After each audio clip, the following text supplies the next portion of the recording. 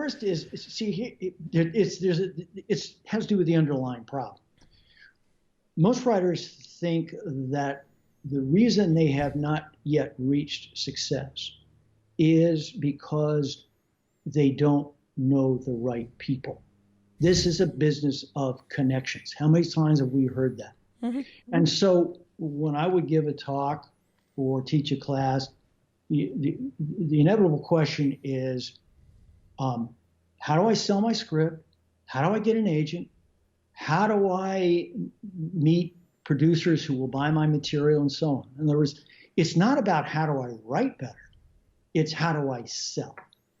And clearly these are concerns. We want to sell our work, but I consider that by far the biggest misconception that writers have about why they do not succeed.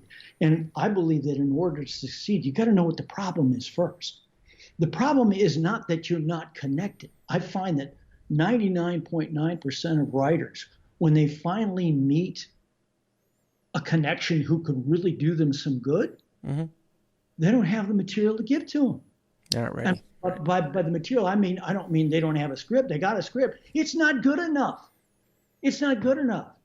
But they don't want to say that to me. They don't want to say, hey, John, I don't think I'm a good enough writer yet. And I don't want to say it to them. But that's the probable fact, is what you need to be knowing, what you need to be asking is, technically, what is wrong with my story? Why is this story not working? Because the only thing that sells is story.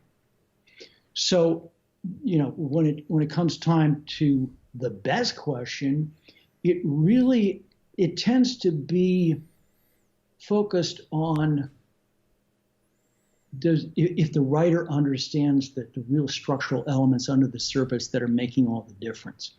And what some of those are, that they understand the desire line. And so they'll ask me, is my desire line working? Because the desire is the spine of the story. If they ask me a question like that, I know this person has a shot to write a really good script, because everything's going to hang on that spine. And then if they ask me something like, the conflict is not working, I don't know why, that tells me also that they're on the right track, because after desire and spine is opposition and conflict. You can't figure out the opposition until you get the goal. This is a big mistake that a lot of writers make. They might think in terms of conflict first, and there's no goal to hang it on. There's nothing to fight about. You can't have people fight unless they're fighting over a goal. And that is a goal that both the hero and the main opponent should have.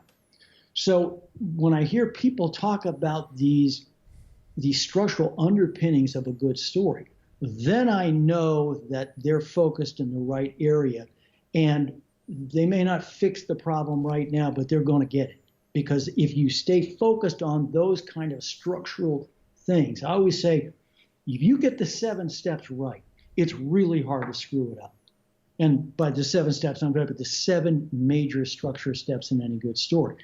If you get those right, you've got the DNA of the story. You've got the basic fabric and structure spine of that story. And then the rest of it is adding on the special details, the twists and turns, and so on.